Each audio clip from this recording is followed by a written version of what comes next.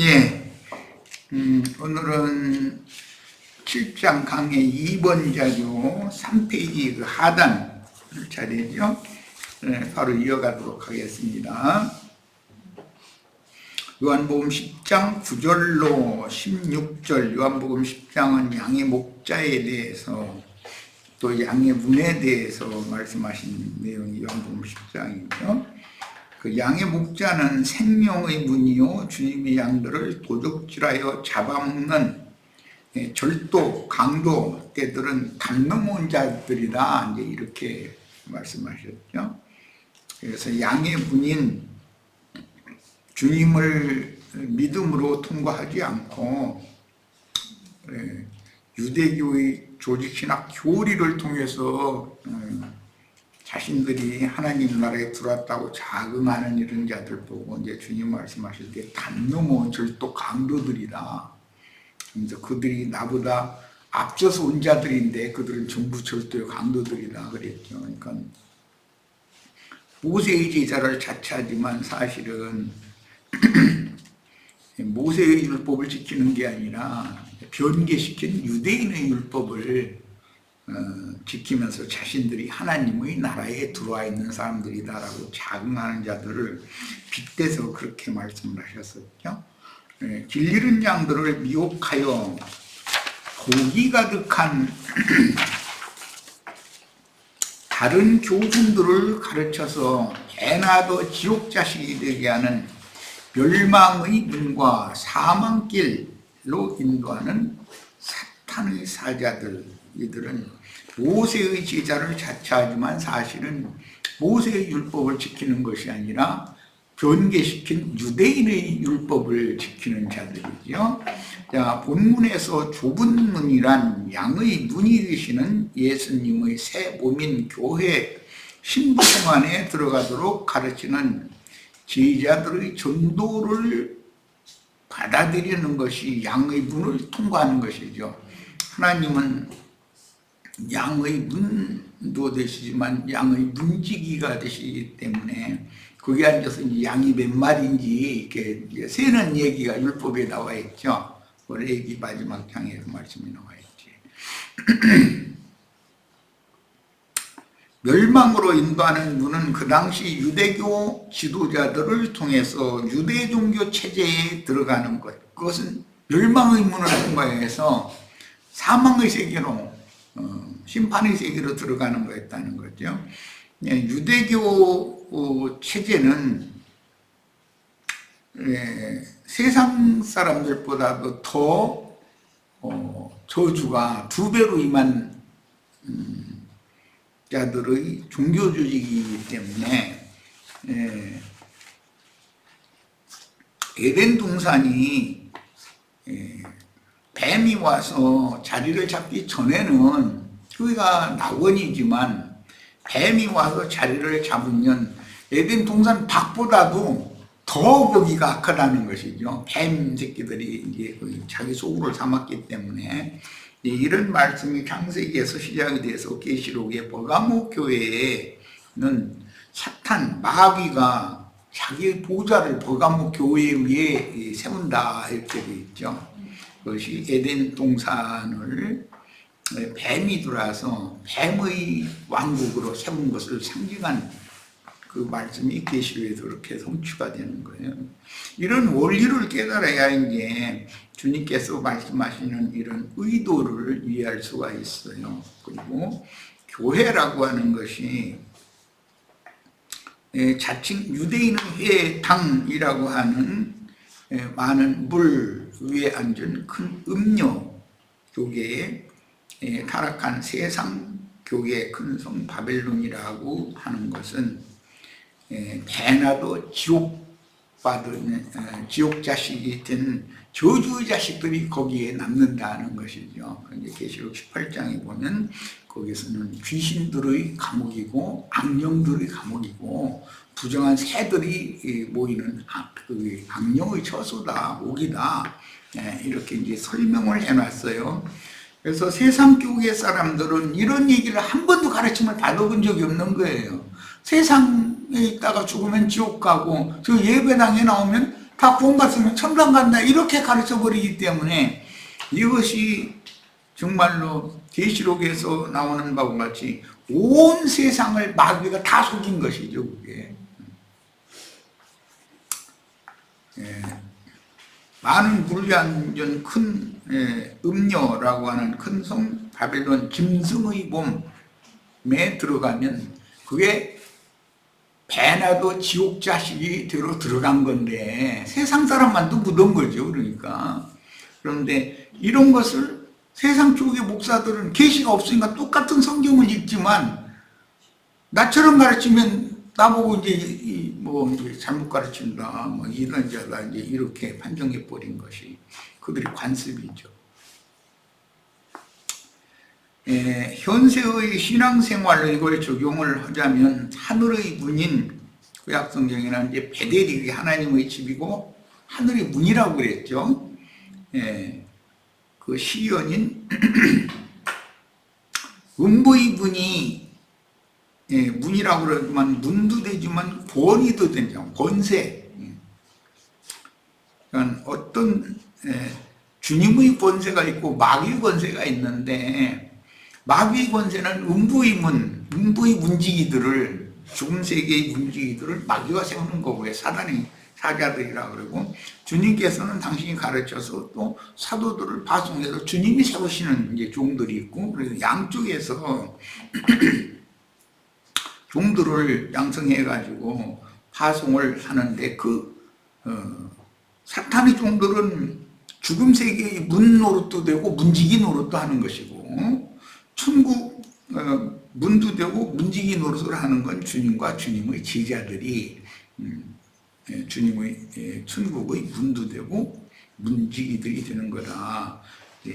이런 거예요. 그래서 이런 이야기는 우리 형제 자매님들은 이제 늘상 들었기 때문에 그렇구나 하고 받아들이지만 세상 교계에 가서 이런 얘기하면은 뭐? 네가 천국 문이야? 네가 천국 문지기야? 뭐 이러고 따질 수밖에 없죠. 그러면 나는 지옥문이고 지옥문지기란 말이야?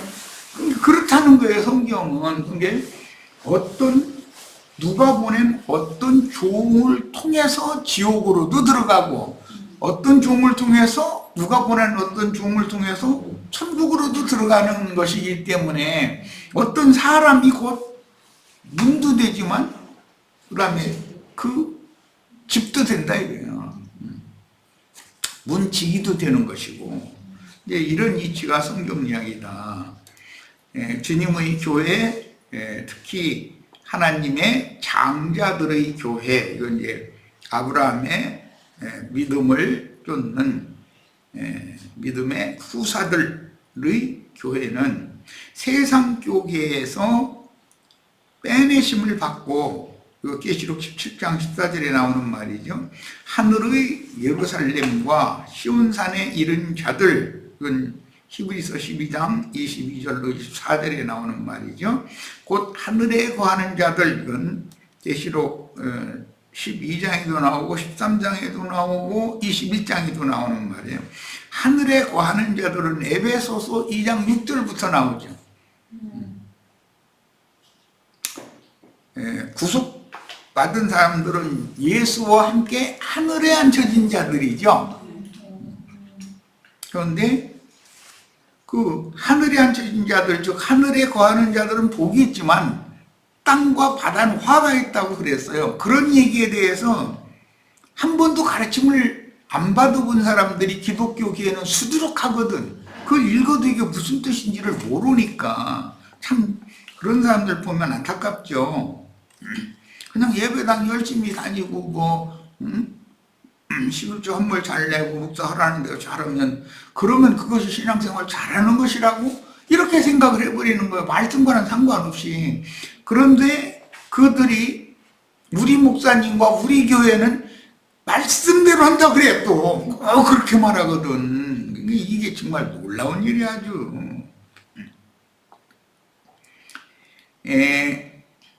세상에서 부름을 받은 자들은 세상 교계 아시아에 있는 일곱 교회로 상징이 되었죠. 세상 교계에 들어가서 신앙생활을 하게 되고, 거기에서 이기는 자들은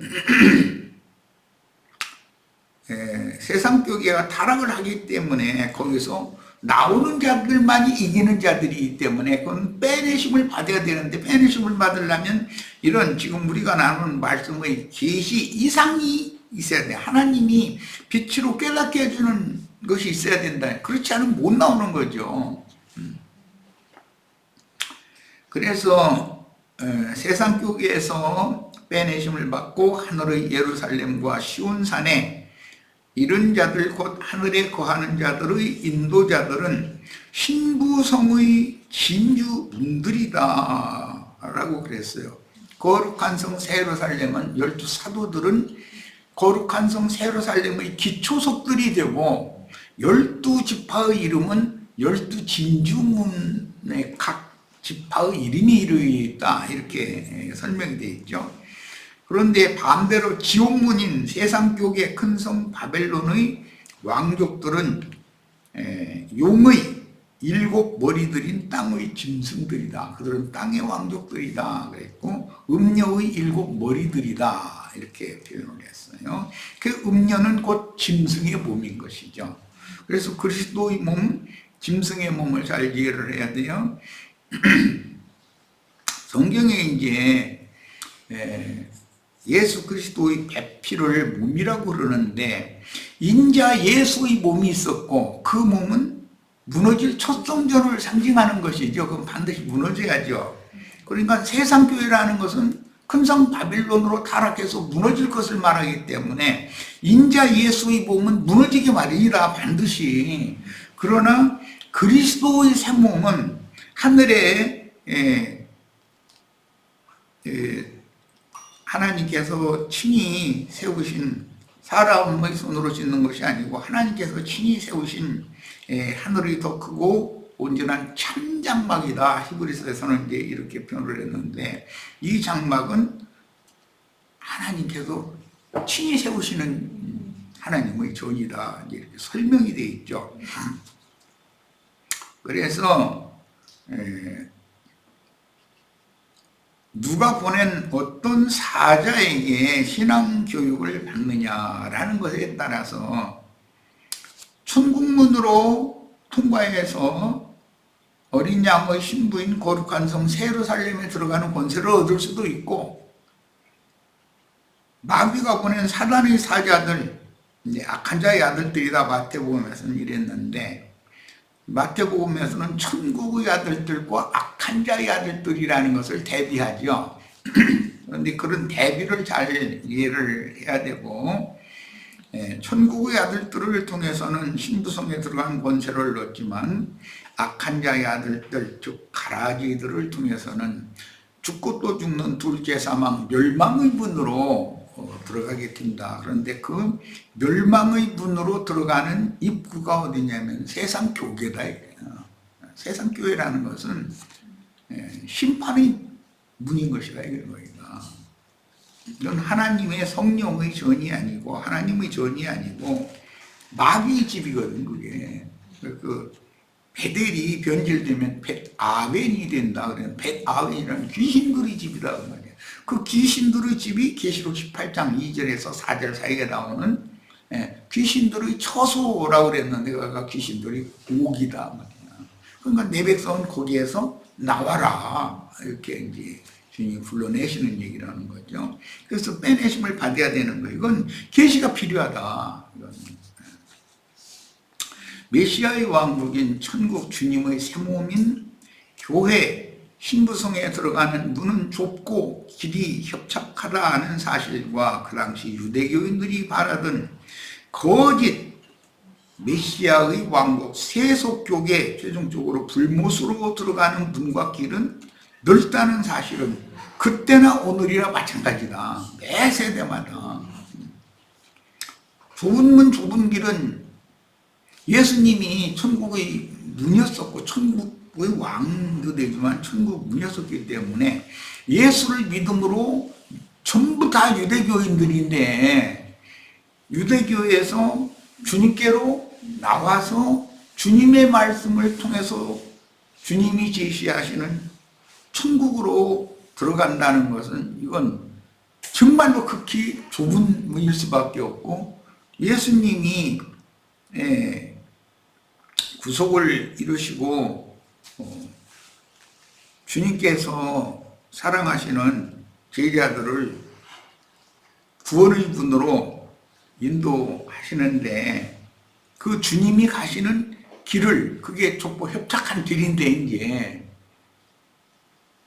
주님 안에 들어가서 주와 함께 그리스도의 남은 고난을 자신의 육체에 채우면서 이 생에서 충성되게 헌신하여 좁은 문을 통과해서 좁은 길을 걸어서 궁극적으로 거룩한 성 새 예루살렘에 들어간다. 근데 구원이라는 것은 기독교인들이 생각하는 것처럼 예배당에 나오기만 하면 구원 그렇게 넓은 게 아니고 아주 좁고 협착하다는 거예요. 그러니 뭐 그렇게 어려워가지고 어떻게 구원을 누가 받겠냐 그러는데, 그렇습니다. 어렵습니다. 아무나 개나 구리나 다 구원받는 게 아니야. 하늘에 기록된 장자들의 교회에 가입되는 것은 아무에게나 허락하시지 않고, 세속 교계가 어떻게 타락했는지를 깨닫고 그 영의 계시를 통해서 그리스도와 교회의 이상을 깨달아 담대한 영과 강한 영으로 세상 교계에서 빼내심을 받아야 하기 때문이다. 이것은 사람이 내가 좁은 문을 통과해 좁은 길을 가겠다고 해서 되는 게 아니란 말이야. 좁은 문이 무언지도 모르고 좁은 길이 무언지도 모르는 상태에서 어떻게, 이것은 하늘이 계시해 줘서 이상과 계시를 받은 말씀을 깨달은 것에 근거해서만 좁은 문을 통과해서 좁고 협착한 길을 걸어서 궁극적으로 신부성에 도달할 수가 있다라는 걸 성경은 제시한다라는 말이에요. 이 구원이 그렇게 쉬운 게 아니죠. 정말로 심령이 가난하고 마음이 온유한 참 제자들이요, 받은 말씀을 직설적으로 세상 사람들과 세상 교계에 전파하며 외칠 때 반대와 박해를 두려워하지 않고, 이런 말씀을, 계시로 받은 말씀을 고지고대로 전거하면 세상 교계나 세상 나라에서는 반대하지, 그 말씀 들어봐야 된다고, 이런 사람들이 정말 극히 귀하죠. 그래서 그런 반대와 박해를 두려워하지 않고 목숨을 내놓고 강한 영과 담대한 마음으로 태어날 수 있는지는 각자가 성령의 조명을 받아서 진리의 말씀으로 자신의 영과 마음 상태를 성령의 조명을 따라서 판단을 성령께 받아봐야 되는 문제다. 이 문제는 입으로 따따부터 한다 해서 되는 문제가 아닌 거니까. 이게 본문은 인도하는 직무자에게 열린 문과 생명길을 계시로 열어주시는 여부는 천국으로 안내하는 문과 길이 그리스도의 계시를 받아서 성령에 의해 영과 마음이 감동을 받는 문제이므로, 육신에 있는 옛사람이 원한다고 메시아의 왕국문을 찾거나 주님이 앞서서 가신 그 길, 세상 교계에서 찬송 많이 하죠. 주님 가신 길, 십자가의 길, 나도 십자가의 길을 따라가겠다고 그러는데, 그게 무슨 길인지도 모르면서 그냥 그러고 떠들어서 앉는 거예요. 그러니까 이것은 예수님이 죽은 것이 다가 아니죠. 말씀을 이루기 위해서 예수님이 죽은 것은 그냥 기초를 닦는 것이고 문을 열어놓는 것이고, 제자들이 동일한 그런 박해와 죽음을 통해서 그 수가 채워져야만 하나님의 말씀이 완성이 되는 것이기 때문에 우리들이 그 수에 다 가입이 돼야 되겠어요. 이것은 내가 이런 걸 가르친다 해서 다 되는 거는 아니나 은혜가 필요해요. 역시 위로부터 부어주시는 계시가 필요한 거예요. 그리고 성령이 우리 형제 자매님들을 강건하게 붙잡고 성령께서 이끌어 주시지 않으면 내가 막 내가 순교자가 되겠다 그렇게 한다 해서 순교자가 되는 것도 아니고, 그런 사람은 순교할 기회도 주시지도 않을 수도 있어. 모르는 거죠. 그러나 받은 말씀을, 즉 계시로 받은 말씀을 고지고대로 증거하고 나팔을 크게 불면 당연히 세상 나라와 세상 교계에서는 반대와 배척을 하기 마련이라는 거예요. 그들의 생각과는 안 맞는 말씀이니까. 자, 마태복음 7장 15절에서 23절로 더 나갑니다. 거짓 선지자들을 삼가라. 이 거짓 선지자들이 멸망의 문이고 멸망의 문의 문지기들이죠. 그러니까 이들을 주님께서는 절도요 강도떼들이다 이렇게도 표현해서 다 담너머로운 자들이다. 예수를 통과한 사람들이 아니다. 예수님을 통과한 사람들이 아니다. 양의 옷을 입고 너희에게 나아오나 예수를 통과한 것이 아니라 모세의 제자를 자처하지만 변개된 유대교의 율법 교리라고 하는 것을 공부해가지고 신학을 이수해가지고 그거에 근거해서 서기관 율법사 노릇들을 하고 율법 선생 노릇을 하기 때문에 그들이 다 거짓 선지자들이라 이거예요. 그런데 그들이 훨씬 더 하나님 앞에 충성하고 진실한 하나님의 보낸 참 선지자들인 것으로 보인다는 거죠. 이게 분별력이 이제 필요한 거죠.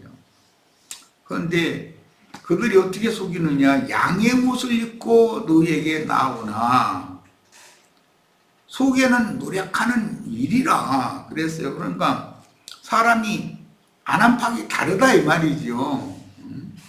겉으로는 너무 거룩한 사람, 또 하나님의 말씀을 백성들에게 가르칠 사명을 잘 수행하는 영적인 그런 지도자인 제사장, 선지자로 막 추앙을 받을 만한 모든 조건을 다 가지고 있는 걸로 보이는데, 그런데 하나님은 사람의 외모를 보는 것이 아니라 그 사람의 중심을 보시는 것인데 그 속이 더 중요하잖아요, 사실은. 그런데 속에는 오히려 노력하는 미리가 들어있다. 막 확한 들짐승이 있는 거죠, 그 사람은. 그들의 열매로 그들을 알지니 가시나무에서 포도를 또는 엉겅퀴에서 무화과를 따겠느냐. 생명나무, 포도나무, 무화과나무로 대표됐고 노력하는 일이 이들은 가시나무 또는 엉겅퀴나무로 이렇게 상징을 해놨죠. 이것은 다 저주받은 땅에서나 나오는 나무들이고, 그 나무의 열매라는 것은 그들의 입에서 나오는 말과 그들의 삶인데 그게 전부 위선이라는 것이죠.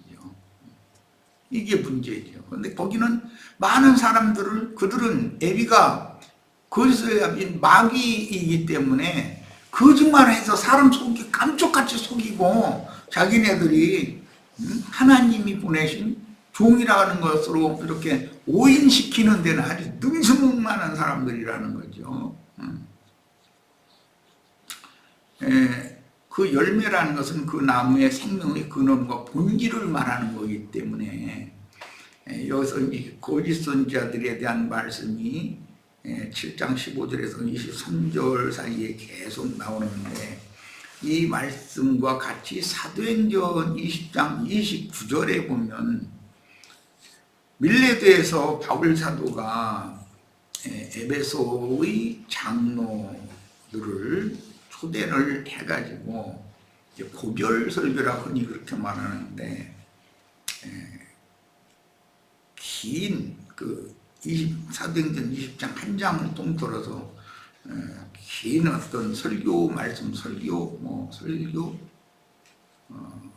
어쨌든 당부하는 그런 유언의 말씀을 이렇게 남기죠. 그러나 이제 그 일로 가거리 죽은 거는 아니나, 그때 보면 내가 떠난 후에 사나운 이리가 너희들 가운데에서 들어온다 그랬어요. 장로들 가운데 사나운 이리가 나타나가지고 양무리에게로 돌아가지고 돌아서 하는 짓은 그냥 그 양떼를 아끼지 아니하며, 또한 여러분 중에서도 지휘자들을 끌어 자기를 따르게 하려고 어그러진 말을 하는 사람들이 일어날 줄 내가 안다, 이렇게 표현을 했어요.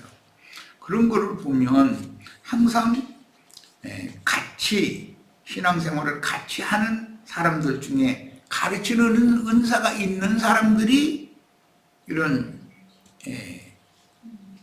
겉에는 양의 옷을 입었으나 속에는 노력하는 일일 수가 있다는 것이에요. 대표자가 이제 갈무다죠. 주님의 제자였었잖아요. 겉에 보면 다 주님 제자잖아요. 그러나 사실 그 속에서는 주님의 말씀을 도적질에다가 그 말씀을 팔아서 자기의 어떤 부귀영화를 추구하는 그런 다른 생각을 가지고 있는 사람이었던 것이죠. 이제 그런 사람들이 이제 예표로는 아버지의 여자를 이렇게 범한다 그랬어요.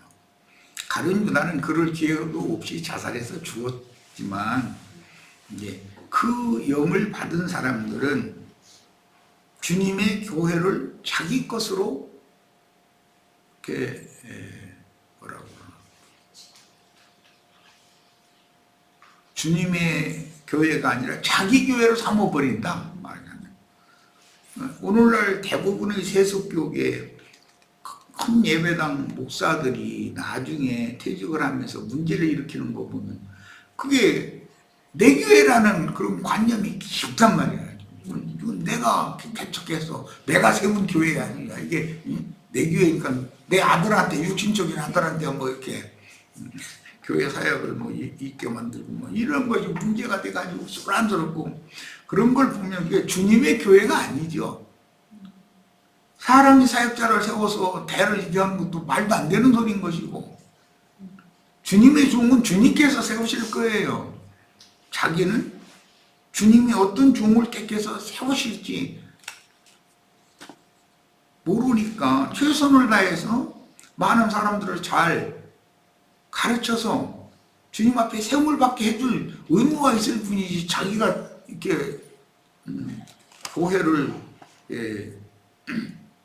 누구에게 이렇게 승계하도록 하고 육신적으로 그렇게 나오면 말이 안 되는 소리라는 거예요. 주님의 교회는 주님이 알아서 누구를 세우셔야 맞는 거죠. 하늘아버지께서 계시로 인자 예수는 누구인지를 알게 해준 제자들에게 주님께서 당신이 배필인 교회를 계시해 주시고, 현세의 천국인 교회의 문을 여닫는 열쇠를 예수님은 이제 베드로에게 주었고, 계시록에서는 요한에게 이제 주셨죠. 열린 작은 책의 말씀을 최후로 받은 사람은 요한이죠. 천국의 열쇠라는 것이 하나님이 천국에 대해서 계시해 주신 말씀을 깨닫게 해주는 것을 천국 열쇠라고 그런 거기 때문에. 그런데 이제 그 과정에서는 바울이 셋째 하늘로 이끌려가서 이제 이런 계시를 하나님으로부터 천국 문을 여닫는 그런 열쇠를 이제 받은 사실을 이제 고린도후서에 보면 이제 증거를 하고 있어요. 그러니까 누구에게 천국 문을 여닫는 열쇠를 주실 것이라고 하는 것은 주님의 주권에 달려 있는 문제죠. 문제는 어떤 종이 하나님의 마음에 합하냐의 문제인 것이죠. 그래서 천국 열쇠는 천국 말씀의 비밀을 여는 계시를 말하는 것인데, 마귀에게 신학 교리를 혼적인 지식의 열쇠로 받은 이게 이제 선악을 알게 하는 나무 열매를 타먹는 거다. 이제 그렇게 창세기에서는 비유했는데 그들은 지식의 열쇠를 가져가고 이제 신학교에서 신학 교리를 배운 것이 자신들이 무슨 강대상을 차지하고 사람들을 가르칠 수 있는 권위가 있다고 그들은 이제 그런 교리를 만들어서 유포하기 때문에 성경에는 그런 것이 전혀 없는 얘기인데 그런데 너희가 지식의 열쇠를 가져가서 너희도 들어가지 않고 또 들어가고자 하는 자도 막는 자들이다. 예수님이 이제 그렇게 말씀하셨죠. 그러니까 이 지식의 열쇠가 하나님이 주신 지혜와 계시 영으로 주시는 영적 지식이 있고 인본주의에서 비롯된 교리, 조직신학으로 말미암는 혼적 지식이 있어서 두 가지 지식이 결국은 어떤 문을 열고 닫는 거리가 된다는 거예요. 영생이라는 것을 설명할 때도 아는 거, 이 지식을 말씀을 하시죠. 그 요한복음 17장 3절에 나오는 말씀인데 유일하신 참 하나님과 그의 보내신 자 예수 그리스도를 아는 것이 영생이다. 그러면 유일하신 참 하나님과 그의 보내신 자 예수 그리스도를 모르면서 다른 예수를 붙잡고 있고 다른 예수를 전하면 그들은 영생이 아니라 영멸이 그들의 것이 된다라는 그런 말인 것이죠. 그러니까 이게 다 하나님 말씀을 전하는데 누가 보낸 어떤 사자가 하나님의 말씀을 받은 계시 말씀대로 곧대로 성경의 말씀의 흐름을 따라서 정확하게 전하느냐 아니면 사람의 어떤 교훈을 덧붙여 가지고 이제 뭐 구약 성경에 보면 사람을 이렇게 재판에서 죽일 때도 키가 일정 그 한계를 넘도록 지나치게 크면 그건 죽여야 되는 것이고 손이나 발이 손가락이나 발가락에 하나씩 더 붙었어. 그럼 그건 죽이라는 거예요. 그럼 무엇을 말하는 거예요? 하나님의 창조 질서에 맞지 않도록 뭔가가 덧붙여진 게 있다는 거예요. 그러니까 그런 경우는 이제 지나친 사람이다 이제 대부분 그러는데 하나님의 말씀 외에 뭔가를 더하는 것, 뭔가를 더한다는 건 사람의 교훈을 덧붙여 놓는 것이죠. 그것이 세상 교회를 망하게 하는 그런 문을 여는 원인이 된다는 거예요. 그래서 이제 우리 형제 자매님들은 하나님의 말씀을 하나님의 말씀이 스스로 해석을 할 수 있도록 성경을 가르침 받아야 된다. 대표적으로 세상 교계에서 무슨 히브리어, 헬라어 요즘에 이제 그게 이제 유행이 이제 그런 분위기를 타고 있는데 그 무슨 바싱이라고 하는 그 문법 분해라고 그러죠. 그거에 따라서 자기가 무슨 신이나 되는 것처럼 떠들어 사는 사람들이 원어 쪼고는 사람들이 굉장히 위험한 것을 느꼈어. 그 좋은 면도 있지만 그게 굉장히 위험하다. 왜 그러느냐? 그들은 말씀으로 말씀을 해석하는 것을 모른다 이거예요. 말씀이 하나님의 말씀은 하나님이나 해석해 줄 수 있는 것인데 예를 드는 거예요. 어제 우리 성경 그 창세기 말씀을 나눌 때 꿈 이야기를 했어요. 그 문법도 똑같고 단어만 보자면 히브리어만 보자면 똑같아요. 그런데 그 문장이 꿈을 꾼다는 사람 이야기가 누가 누구에게 보여준 꿈을 꾸느냐라는 것 때문에 거짓 선지자도 똑같은 꿈 꾸는 자거든.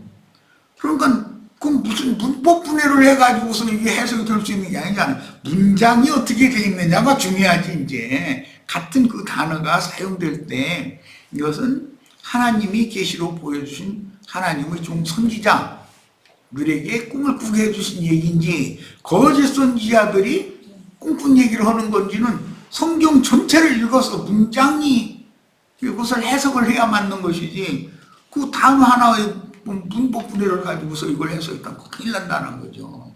이처럼 우리는 항상 하나님의 말씀은 하나님의 말씀이 결국은 해석을 하게 돼 있다. 그러니까 난 자꾸 그래서 관주 성경을 읽어라, 관주를 찾아 읽어라 자꾸 이제 그렇게 이제 가르치는데 그렇게 하는 습관을 가져야 돼요. 그리고 어떤 성경 번역본이 어떤 부분에서는 좀 미흡할 수가 있기 때문에 이게 좀 의심이 든다 싶을 때는 다른 많은 성경 번역본 책을 다 가지고 그 대조해 가면서 읽으면 유익하잖아요. 그래서 그 히브리어, 헬라어 성경 보는 것도 굉장히 유익하다. 그걸 난 반대하는 것이 아니에요. 그런데 그걸 오남용하면 안 된다는 거죠. 자, 첫 시간 여기까지 해서 말씀 나누고 잠깐 쉬었다 이어갑니다.